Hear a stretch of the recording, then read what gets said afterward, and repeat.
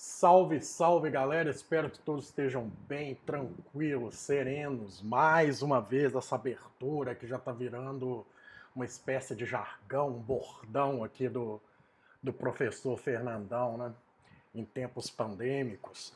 Mas hoje nós vamos mudar um pouco o nosso assunto. Hoje nós vamos trabalhar com eletricidade. Nós vamos hoje começar com um curso mais voltado para o curso superior, tá? Para alunos avançados de física. Portanto, eu vou usar de alguns métodos matemáticos aqui que alunos do ensino médio não estarão muito familiarizados, perfeito? Entretanto, a teoria é a mesma. A teoria vai ser bem assim disseminada a ponto do aluno de ensino médio também não se sentir tão perdido, tá bom? Então, nós hoje vamos começar desde lá de baixo, eu vou tornando as coisas um pouco mais complexas e aí a gente vai vendo como a coisa vai se desenvolvendo, tá certo? Então, a eletricidade, a gente vai começar com a parte chamada eletrostática. Eletrostática. Só um comentário, vocês devem ter percebido que nós mudamos um pouco o nosso cenário. Hoje eu estou aqui na minha cozinha conjugada, tá certo? Tá muito calor aqui onde eu estou hoje, então trabalhar lá naquele quarto que eu estava impraticável. Hoje nós vamos trabalhar aqui, na minha parte mais fresca da casa, tá bom? Bom, a eletrostática é o estudo das cargas em repouso, em equilíbrio, tá? Eu não diria em repouso, repouso seria restringir demais, mas em equilíbrio. Eu posso ter carga em MRU. Carga em MRU implica equilíbrio também, beleza? Portanto, nós vamos começar com essa parte aqui, com cargas pontuais, né? Vamos usar os jargões dentro da física elétrica, cargas pontuais. O modelo de entendimento para a gente vai ser o modelo atômico de Bohr. Por quê? O modelo atômico de Bohr, deixa eu colocar aqui escrito, o modelo atômico de Bohr, ele rezava que eu tinha um núcleo repleto de nêutrons e prótons e uma eletrosfera onde o elétron basicamente orbitava, né, esse núcleo. É claro que esse modelo ele já foi batido, ele já foi vencido. Ele é um modelo que tem falhas, tá? Entretanto, para a gente entender como funcionam os processos de eletrização, esse modelo vai ser muito fácil para a gente exemplificar tudo. Nós temos aqui o elétron com carga negativa, ok?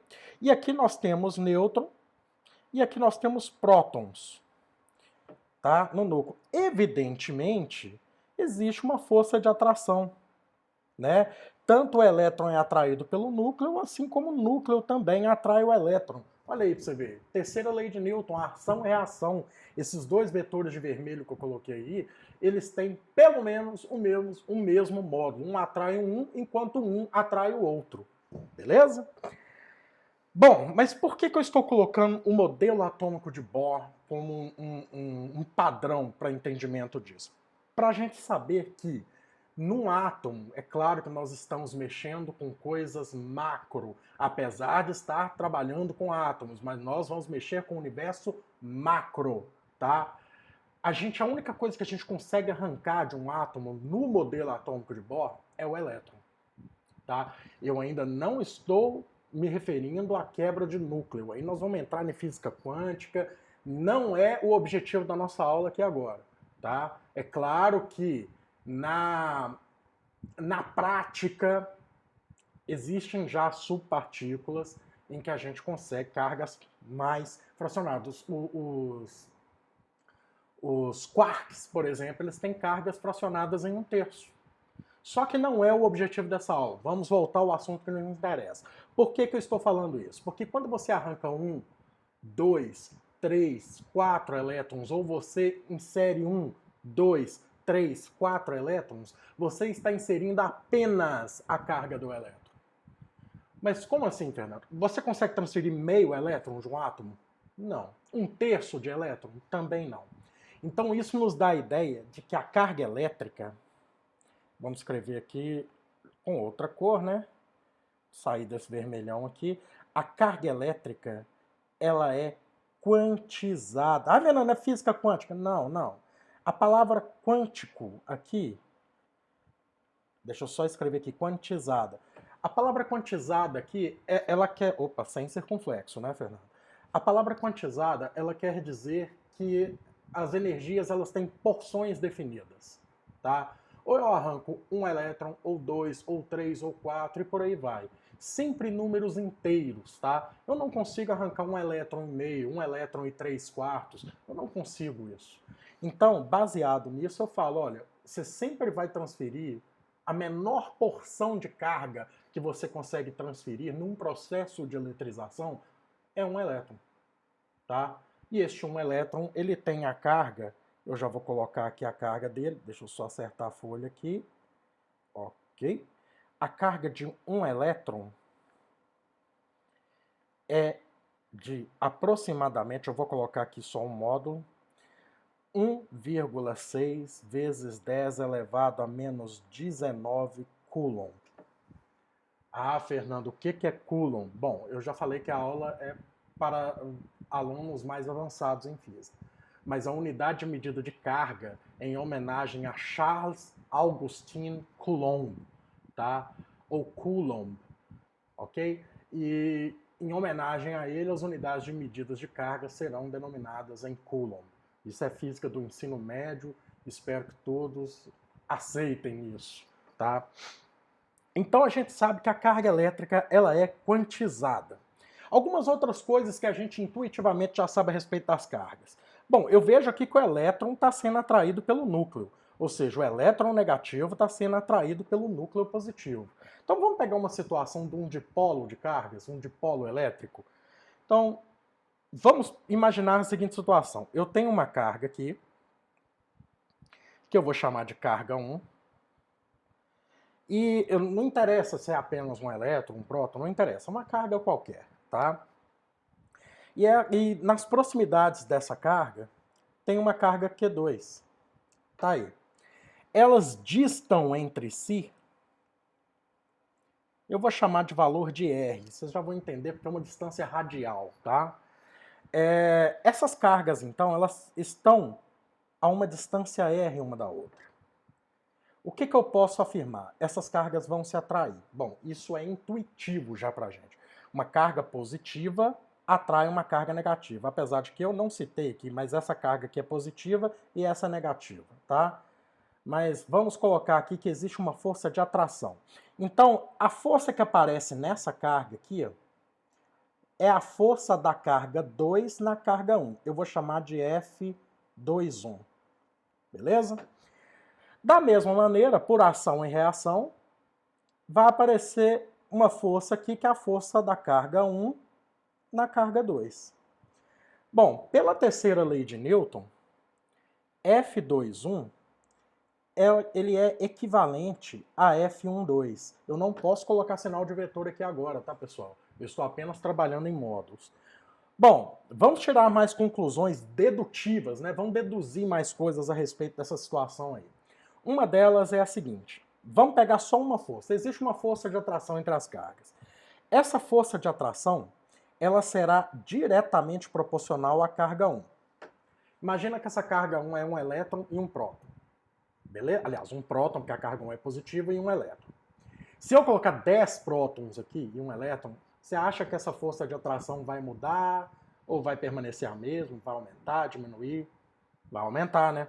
Então eu percebo que essa força de atração, ela é diretamente proporcional ao valor em módulo da carga 1. Da mesma maneira, eu posso pensar para a carga 2.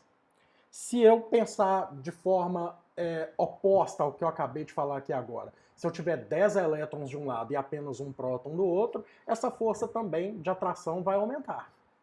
Então, eu percebo que F é tão proporcional à carga 1 quanto o valor da carga 2.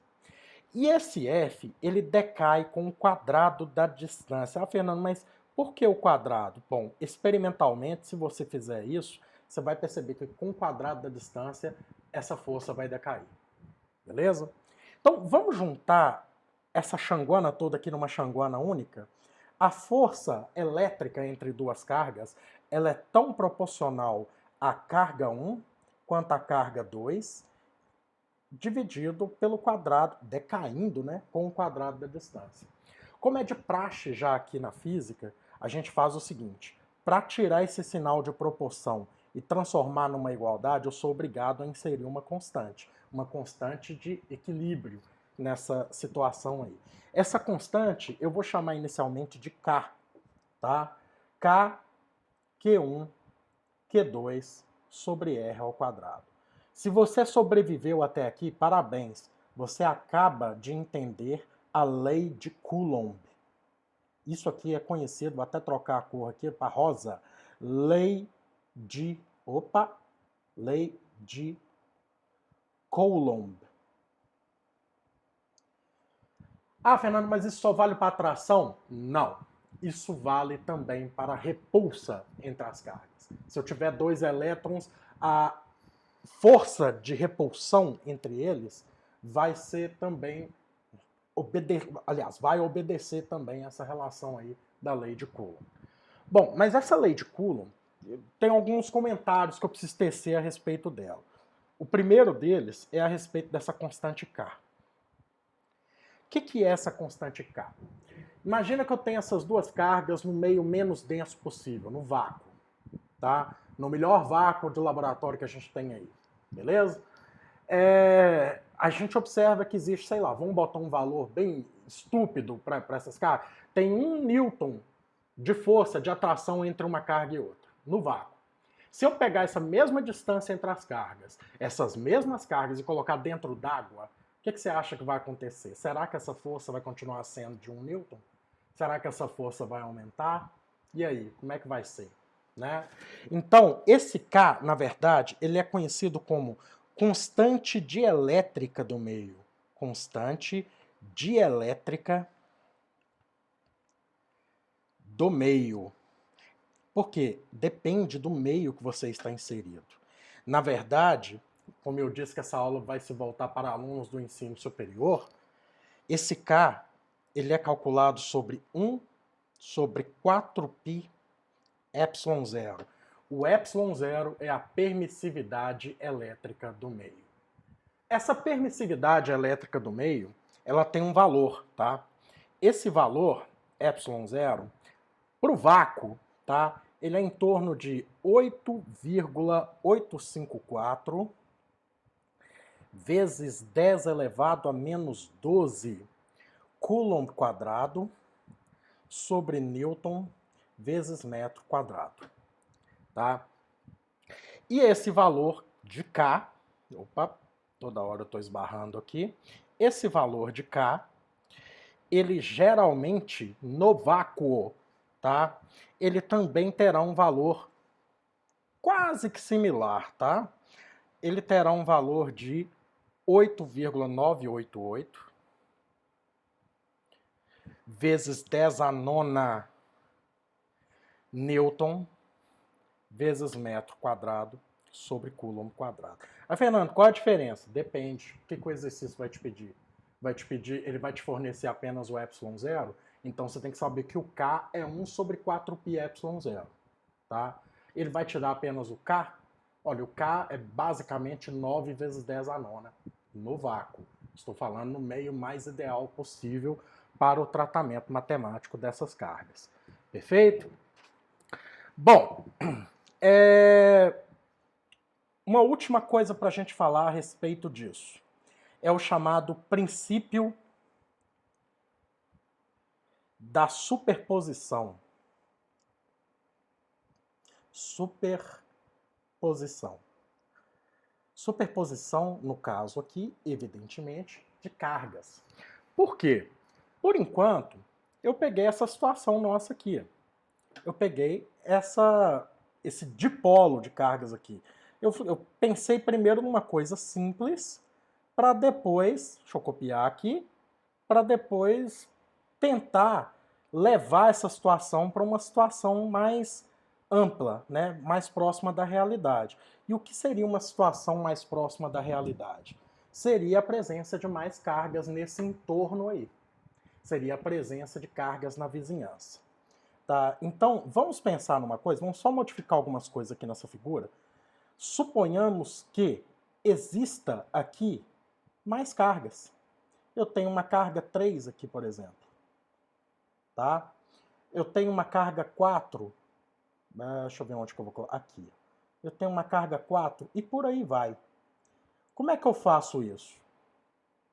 Bom, eu tenho que olhar a distância. Se eu estou pegando como referência sempre a carga 1, eu preciso olhar a distância da carga 1 para todas essas cargas. Tá? Eu vou ter um R1, um R2, um R3, e aí, como é que vai ficar? Né? Então, nessa situação, eu vou colocar agora de cores diferentes, tá? Eu vou perceber que se essa carga 3, por exemplo, ela for uma carga positiva também, aqui, ao invés de haver uma atração, haverá uma repulsa, que está aqui.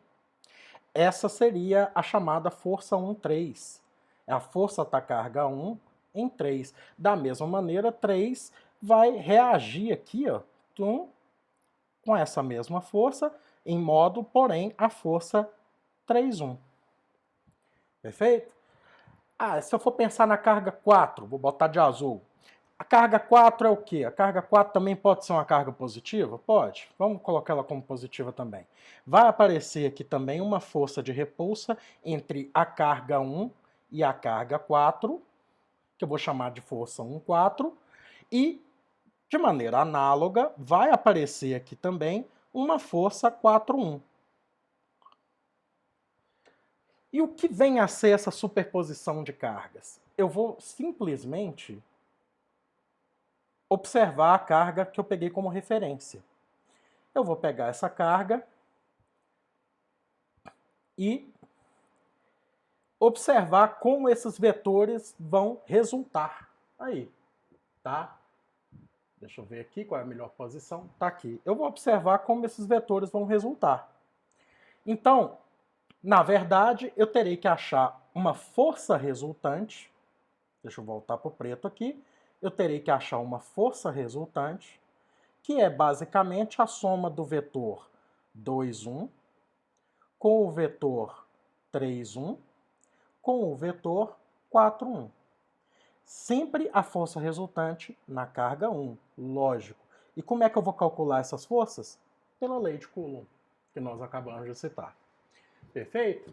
Na próxima aula, nós vamos ver um exemplo de como resolver uma configuração de cargas, tá? Dentro do nosso canal aí, vocês têm uma guia chamada Resolva Rápido. E nós vamos resolver rápido uma configuração de cargas, um problema semi-complexo que geralmente torna a vida dos estudantes de ciclo básico de exatas um pouco complicada. Mas a gente está aqui para descomplicar. Perfeito? Pessoal, se inscrevam no canal, dê like, ative o sininho que está aí, porque sempre que eu estou colocando vídeo, eu estou postando vídeo aí quase todos os dias da semana, nesses tempos pandêmicos, eu estou dando esse apoio didático aí para os meus alunos, e por que não dar apoio didático para quem precisa, tá certo? Então, fiquem tranquilos, fiquem seguros, fiquem saudáveis e respeitem a ciência acima de tudo, negacionismo nunca. Um abraço!